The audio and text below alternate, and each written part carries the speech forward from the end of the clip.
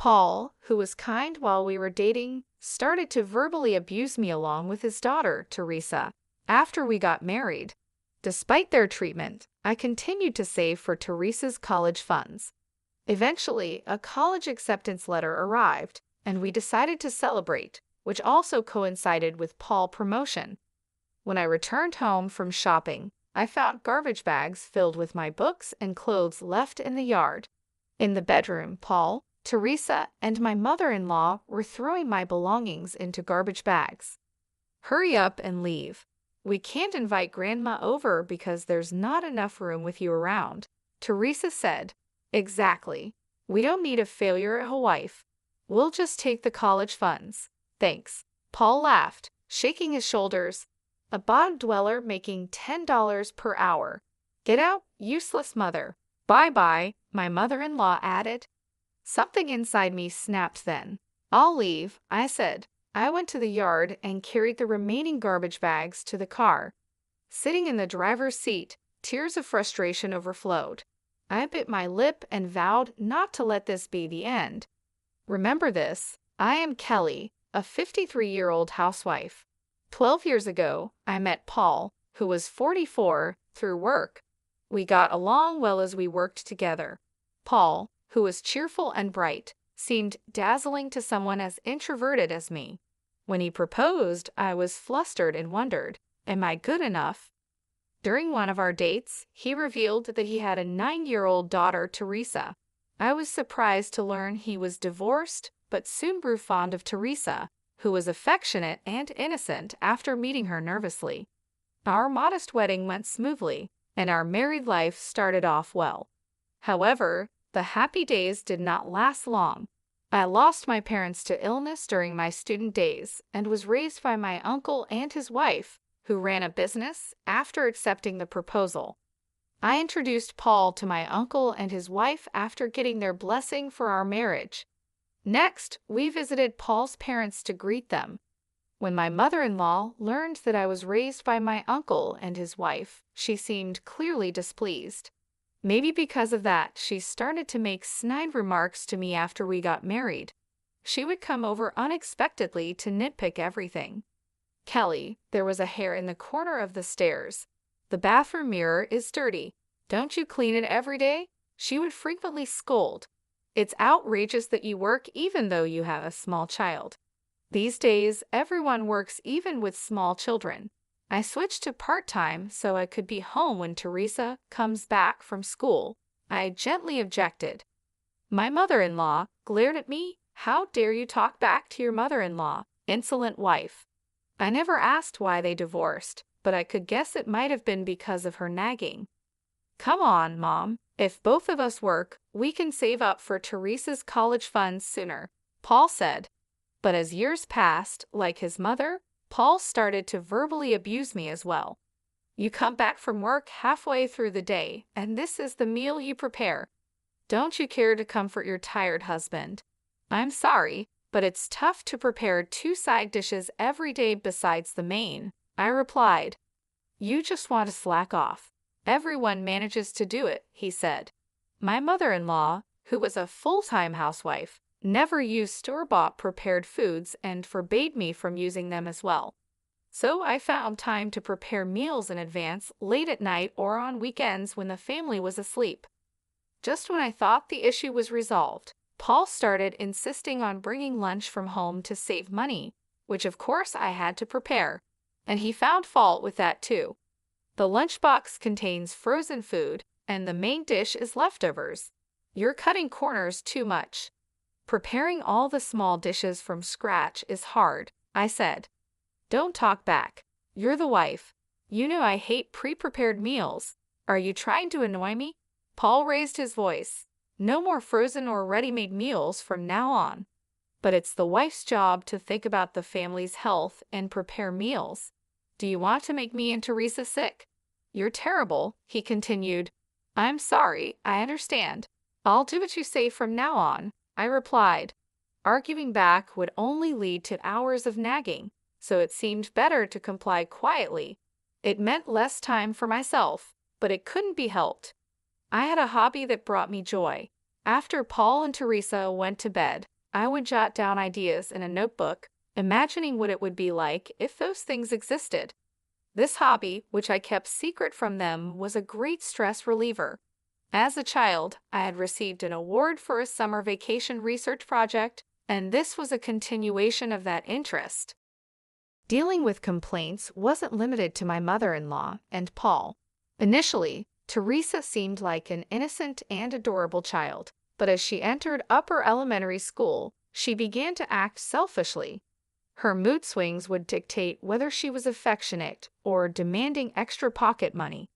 Then she would insult me in front of her friends, ignore me, or worse. Being manipulated by Teresa's moods left me exhausted. Seeing Paul mistreat me, Teresa began to mimic him, finding amusement in it.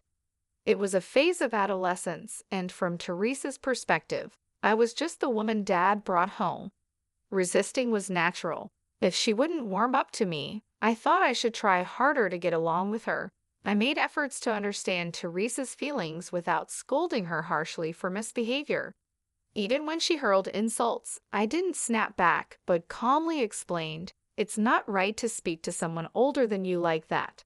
I always attended school events and helped with homework after returning from work. Whenever Teresa was sick, I would take her to the hospital and take time off work to care for her. I had no experience in raising children, but I poured love into her because she was the child of the person I loved and raised her with all my effort.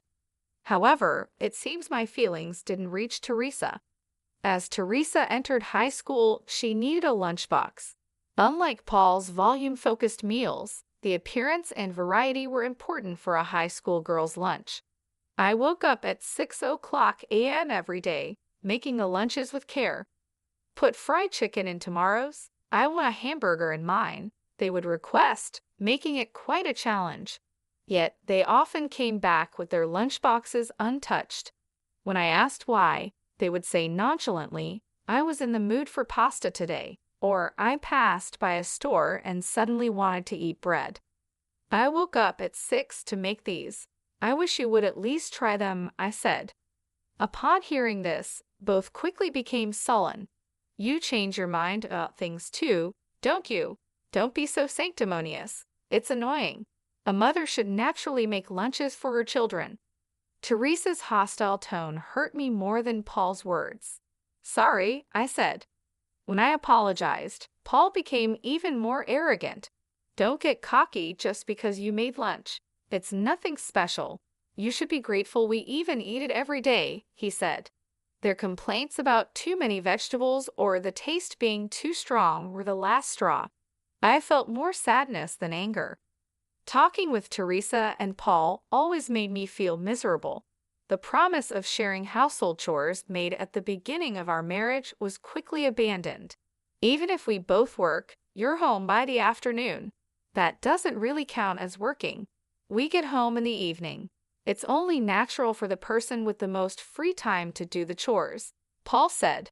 "I'm not free at all. By the time I finish cleaning and preparing dinner, the night is over," I explained, but my pleas fell on deaf ears.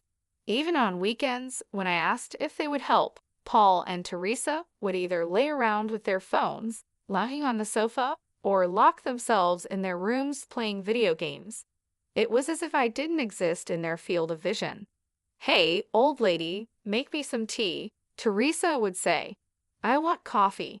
Bring it to the living room." "I'm playing games with Teresa," Paul would add. Teresa still refused to call me Mom, sticking with old lady instead. "Could you help me a little after dinner? I have a meeting with the Women's Association." I finally spoke up. Paul clicked his tongue in annoyance. "What?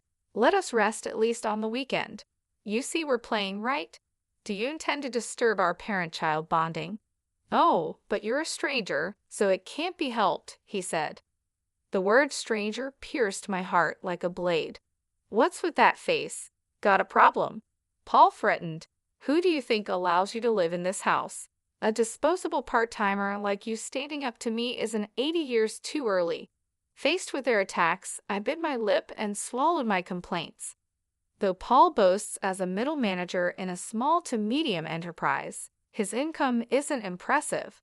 He makes more than I do as a part-timer, but that's about it. Paul's dominance might stem from controlling the finances. Before our marriage, I mentioned I'm not confident in managing finances. Then I'll handle it that way you can relax, he said. Fooled by his cheerful smile, I agreed to hand over my salary to him. He would allocate funds from our combined incomes for living expenses and Teresa's college fund. Despite his salary increasing over the years, our living expenses have decreased. Lately, I've been given only $10,000. Half goes to saving for college fees, and the rest covers food, daily necessities, and miscellaneous expenses. I need at least $5,000 more, and I want some pocket money for myself. Housewives don't need pocket money. Put the $5,000 for Teresa's education into the account first. I'll check every month, Paul said firmly. I stood my ground. Paul, you often buy luxury watches and brand-name suits. You nag me about saving money and are stingy with it. You seem to give Teresa a lot of pocket money. Why can't I buy what I want? I desperately appealed to Paul. I work too. It's ridiculous to need my husband's permission to buy clothes or go to the hair salon. Both Teresa and I have our social obligations. You don't need to keep up with mommy friends. Dressing up is just a waste of money for you, Paul retorted. Teresa also joined in, looking pleased to participate. Children cost money. Stop complaining. Then I'll increase my working hours. The extra can be my pocket money, right? I suggested. Paul was shocked. That's out of the question. You can't even manage household duties perfectly as it is. What if you neglect them even more? Mom would definitely oppose it, he said, mentioning his mother. I gave up on arguing. It was difficult for someone as timid and inarticulate as me to stand up to the two of them. Yet I harbored a faint hope. Maybe if Teresa gets into college and enjoys campus life, her attitude towards me will soften. Seeing Teresa happily going to college with the money I saved, perhaps Paul would respect me more than before. But my hopes were dashed as easily as they were formed. When the heat of the day began to increase, Teresa's acceptance letter arrived. A few days later, Paul came home with news that made Teresa cheer. Dad, you're becoming a manager. That's so cool, Teresa exclaimed. I got the provisional notice, but now it's confirmed. My salary and bonus are going to skyrocket, Paul announced. I listened with a disheartened feeling. I knew not a penny would come my way. I was certain I would still be forced to economize as before. Yay! Buy me an awesome bag to celebrate. Teresa said. Of course. Let's invite Mom over tomorrow for a celebration dinner. Kelly, prepare a feast. All homemade, of course, Paul instructed. Watching Paul and Teresa call my mother-in-law, I sighed quietly. This time, it seemed like I might be able to spend some peaceful time without any snide remarks. The next day, I went to the supermarket to buy ingredients for steak and soup. Despite the rainy weather, Teresa and Paul were in high spirits from the morning. When I arrived home and got out of the car, I glanced at the yard and tilted my head in confusion. A garbage bag, open and beaten by the rain, was left out. It wasn't there when we left. A bad feeling washed over me as I approached the garbage bag. I was shocked. Inside the bag were my clothes. I quickly tied it up and entered the house to confront Paul and Teresa, only to find my mother-in-law's shoes at the entrance. Hearing noises from the upstairs bedroom, I rushed up to find Paul, Teresa, and my mother-in-law cheerfully stuffing my books and clothes into garbage bags. What are you doing? I demanded. Oh, you're back. As you can see, we're throwing out trash. The old lady's stuff is all cheap, Paul said casually. As they continued their task, I snatched the garbage bag from them. Stop. Don't do this without asking me. It's okay. You're no longer needed, Paul replied. The two of them excitedly raised their voices at me, leaving me bewildered. We've already paid the entrance fee for college, right? And we've saved up the $870,000 for 5 years of tuition. Your role as an ATM is over. Amazing how you saved up with just a $10 per hour wage. It's all thanks to me forcing you to save, Paul said proudly. I stared at Paul, astonished. Why was he speaking as if it were his own achievement? Paul continued, full of pride, after kicking out the previous wife, I wanted to bring Mom here, but first, we thought of saving up for college. Finding a submissive woman to save up would mean Teresa and I wouldn't need to save. You seem submissive enough and just right to double as a housemaid. But Dad, you were wrong, Teresa said, puffing out her cheeks. She couldn't do the housework perfectly, and she lectured me even though she's an outsider. Totally useless. My mother-in-law glared at me in agreement. We married you, a parentless older woman. You should be more grateful to Paul instead of always complaining. The two surrounded me, saying whatever they wanted. So hurry up and leave. We can't have Grandma move in with you hogging the rooms. Exactly. We don't need a failed wife. We'll just take the money, Paul added, pushing the garbage bag toward me. The bottom dweller earning $10 per hour. Get out, useless mother. Bye-bye. Something inside me snapped. Then I'll leave, I said. I grabbed my valuables, transferred my clothes and books from the garbage bags to a suitcase, and left the room. Heading to the yard, I also moved the rain-soaked garbage bags to the car. Sitting in the driver's seat, tears of frustration spilled over. Paul never had any affection for me. To be treated as nothing more than a housekeeper and ATM, how much more could they belittle me? I was furious. Biting my lip, I vowed in my heart not to let this be the end. Remember this, I thought. Eager to escape from those two, I drove a short distance before pulling over to call my uncle without revealing too much. I poured out everything, and my uncle, furious, immediately arranged for an empty room in a singles dormitory for me to use until I found a place to move. I decided to accept his kindness. Fortunately, only my clothes got wet in the rain, so I dried them at a laundromat near the dorm and carried them to my room. As I stored my clothes in the chest of drawers and organized my valuables, I began to feel slightly more at peace.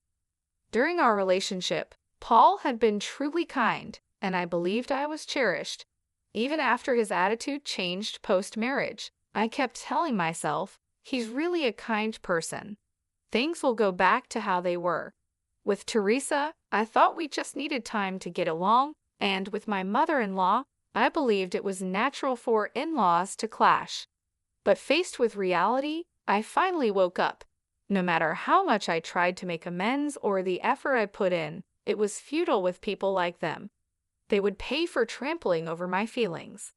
First, I visited my uncle's company to ask for a referral to a good lawyer. I went to the city office to pick up divorce papers and completed various procedures. Eventually, I received a message from Paul stating, I filed for divorce. After I left, neither Teresa nor my mother-in-law bothered to call, perhaps enjoying their life without me. A month of peaceful days passed until Paul contacted me again. I was working on my computer when I saw his name on my phone screen and decided to ignore it. I had been expecting his call, but I was busy. I let it go to voicemail. Soon, Paul's tearful voice came through. Kelly, please answer the phone. Something terrible has happened. After the call ended, my phone kept ringing persistently. Hurry up and come out. Help us. It's going to be bad if it stays like this. He left crying messages on the voicemail and called like a man possessed. Eventually, I gave in and answered the phone. What do you want, Paul? I'm busy. Can you get to the point? Paul hesitated on the other end, taken aback by my sharp tone. Oh, well, I called Teresa's college, he said, sniffling. They said she has withdrawn her enrollment, so she is not a student there. What's going on? Exactly as they said, I replied matter-of-factly. I canceled the enrollment. The prep money's gone, but they refunded the tuition fees to my account, which helps a lot. Withdrawal. Don't make decisions on your own. Paul yelled. Poor girl, she worked hard to get into college. Oh, really? I said, unimpressed. I didn't know, Kelly mocked. With the allowance you gave her, she was busy going to nightclubs and rock concerts until morning. Hardly the behavior of a student. That is, Paul stumbled over his words. I've never seen her study once. So you chose a college where money would do the talking, right? She studied when you weren't looking. College isn't just about studying. You've taken away her chance to learn other things, Paul argued heatedly. Oh, my mistake. It could have improved her twisted character, right? I returned his statement with heavy sarcasm. Why are you doing this? Do you have a grudge against us? Paul asked, bewildered. She told me to get out, called me a useless mother. Who does she think made her college possible? How do you think I felt saving up all that money? I said. Holding on to such words, you're petty. Well, there's money in the account, right? Paul replied. Yes, I said, and the call abruptly ended. Sighing, I returned to my work on the computer. Less than an hour later, the phone rang again. Reluctantly answering, I was greeted by a frantic Paul screaming, "Why can't I withdraw the money from your account?" So you couldn't. I feigned ignorance. Paul started to rant and rave. I was refused at the bank. Of course, I changed the account holder's name. You can't just do that. Ah, no. Kelly, where are you? Paul's voice sounded desperate, almost begging. Without money, Teresa will have trouble enrolling in another college next year. Return Teresa's money. Return it. That $250,000 is my money. I scoffed at the absurdity. If you stop all the lavish shopping you do, you should easily afford your beloved daughter's college fees. Ah, Paul was flustered. I need money because I live at the bottom, so the soon-to-be manager or your beloved mother should take care of it, I said with heavy sarcasm. I'll have a better salary as a manager, but I'm drowning in debt. Mom's on a pension, Paul admitted hesitantly. Drowning in debt, I realized he didn't want his weaknesses known. Both Mom and I are having a tough time, so please at least spare us the compensation, he pleaded. Tough, huh? But I'll be claiming compensation properly later. Take care, I emphasized my point and hung up. The day after being kicked out, I went to the bank and changed the account holder's name, anticipating Paul might try to withdraw money upon learning of the college withdrawal. If Teresa had been serious about her studies, canceling her college enrollment would have been heartbreaking, but given her carefree lifestyle, it wasn't. I chose this route without hesitation. That night, I received a voicemail full of insults from my mother-in-law, which I promptly deleted. Later, through a lawyer introduced by my uncle, I filed for compensation from Paul.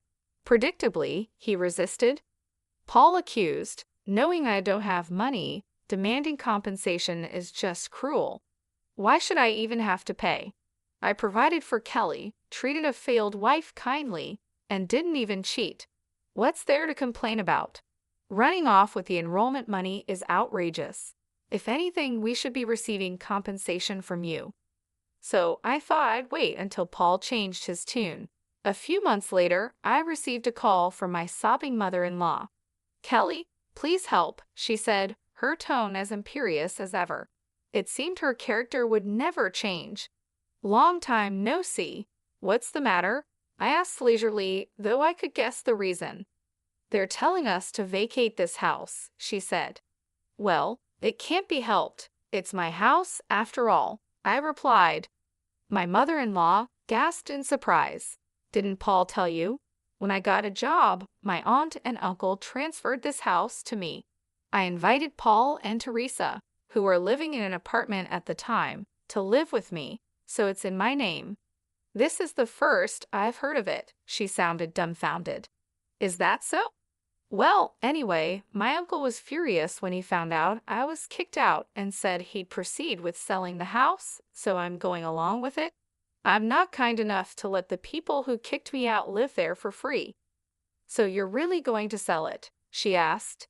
Yes, there's a viewing this weekend, so please move out by then, I replied. That's impossible, my mother-in-law shouted. I was kicked out in 15 minutes from my own house, I said calmly. The sale of the house is already decided. It would cause trouble for the real estate agent and the viewers, so please move out soon. Is Paul there? I asked. Paul seemed to have been listening nearby and took the phone. What do you want? He said. I took a deep breath and replied in a low voice, Who do you think allowed you to live in that house? Paul was speechless. Ah, that's a relief. How does it feel to hear those words? Damn it, I'm not paying any compensation.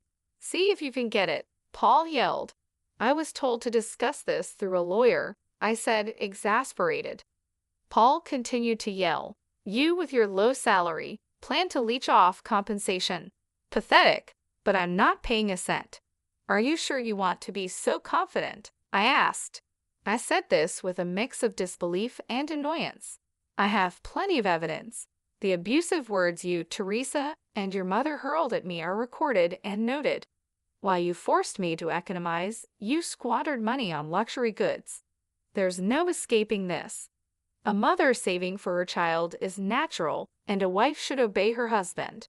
That's right. If you have something to say, earn more than me, Paul retorted, both making a scene with their vulgar attitudes. Return the college funds, thief. If you really don't, we'll sue you.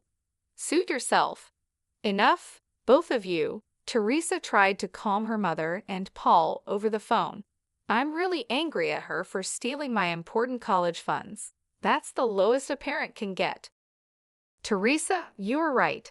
You're looking forward to college so much. It's heartbreaking. Paul's voice sounded like he was on the verge of tears. But it's okay. There's next year. If Dad becomes a manager, our salary will increase and life will get easier. That's true, Paul shouted with apparent joy. So let's stop begging her. Let's quietly move to an apartment and hand over the house. If Teresa says so, my mother-in-law muttered in a reluctant tone. Be grateful for Teresa's kindness. All right, I'm hanging up now, I said, exasperated, ending the conversation. The next call came the following day while I was having coffee in my uncle's company room. I could easily guess it was about the same matter. Reluctantly, I answered, knowing ignoring them might lead them to show up at the company. What have you done? Paul was sobbing, sniffling, and with a voice like a scream, he asked. My promotion was canceled and I was demoted from manager to regular employee, sent to a subcontracting factory. What's going on? I sighed deeply. It seemed he still didn't understand anything. You know Acme Industries, right? Of course, it's a super famous discount store chain that's expanded overseas. It's also a major client of our company. You've injured its chairman. Huh? Paul sounded dumbfounded. He was actually planning to end the business with your company, but reconsidered out of respect for me so your company wouldn't suffer. You should be thankful you weren't fired. I don't even remember meeting the chairman. The chairman of Acme is my uncle. After a brief silence, Paul screamed in shock. I moved the phone away from my ear to wait it out. You shouldn't have told me sooner. My uncle introduced himself during our marriage meeting, I replied. I was amazed by Paul's lack of attention. He stopped crying and suddenly pleaded, Come on, mediate for me. It's just a little marital spat. If I become a regular employee, my salary will decrease and Teresa won't respect me anymore. No, you brought this upon yourself, I said coldly. Is that all? I'm hanging up. What the hell? Acting all high and mighty when you're just a bottom dweller, he shouted. Just then, someone knocked on the door. Excuse me, President. Oh, I'm sorry, I said. It's fine. I'm about to hang up, I replied, smiling.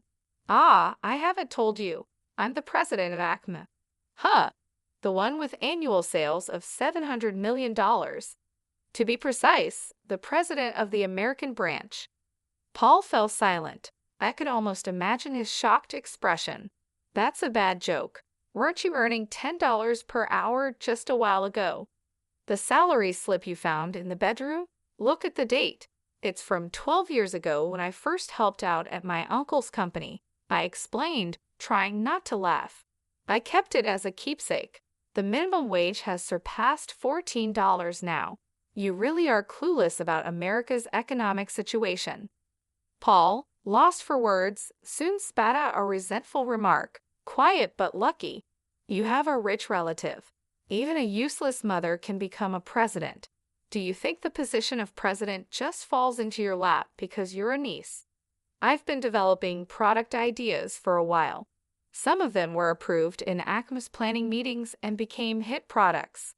I was recognized for those achievements. You were doing all that behind my back, he asked. Do I need your permission for everything? I sighed. I wanted to help my uncle, so I studied business management in college. A few years ago, at his request, I started attending board meetings and management seminars. It's the result of my effort. Paul fell silent again. Teresa's college expenses were covered by the royalties from a patented stationery product I developed. Otherwise, it would have been impossible to manage living expenses and savings from my salary alone. If you have money, then we don't need compensation, my mother-in-law interjected. It seemed Paul had put the phone on speaker so my mother-in-law could listen in. Teresa might be listening too. I learned recently that there's property division upon divorce, right? You're obliged to give half of what you earn to Paul, my mother-in-law said confidently. I couldn't help but laugh. What's so funny, mother? Property division is not an obligation but a right each spouse has. One can also choose to waive it, I explained. I could almost see my mother-in-law tilting her head in confusion over the phone. I'm refusing it, so not a penny will go to Paul. We can take it to court if you like, but I'm sure I would win. What? Mom becomes the president of Acme and I get nothing. That's so unfair, I heard Teresa's disappointed voice. Paul remarked, Kelly, being the husband of a president means you can live in luxury. Forget about pride. This isn't the time, my mother-in-law urged Paul. Paul also agrees, right? Mom, Kelly, I apologize for everything. Let's start over. I won't treat you as a housekeeper anymore, Paul pleaded. Mom, I won't call you useless anymore. So come back. I want a high-rise condo for our next home. Faced with their outrageous demands, my laughter turned into disbelief. I can earn well on my own, so I don't need a useless husband. Compensation will be deposited into my account monthly. If you can't pay, your assets will be seized. Take care. Amidst their shouts over the phone, I hung up and blocked Paul, Teresa, and my mother-in-law's contacts. Paul, who had been showing off at the subcontracting company, ended up being fired after causing trouble. Struggling with living expenses, debt, and compensation payments, he now works non-stop at a factory on weekdays and a restaurant on weekends. Of course, they had to move out of the house and now live in a rundown apartment with Teresa and my mother-in-law. Teresa, who planned to enjoy her college life, lost all motivation to study and lazes around at home every day. My mother-in-law, doing no housework, joins Teresa in mocking Paul for his low salary, leading to constant quarrels. Having secretly saved up money, I moved to a luxury high-rise condo and lived a busy life. I was worried about the backlash from other employees for a former regular employee becoming the president, but they welcomed me warmly. My contributions to hit products have played a significant role. Any gaps in my knowledge are covered by the executives. Free from worrying about Paul and Teresa's opinions, I'm glad to live freely. I plan to take care of myself while enriching both my work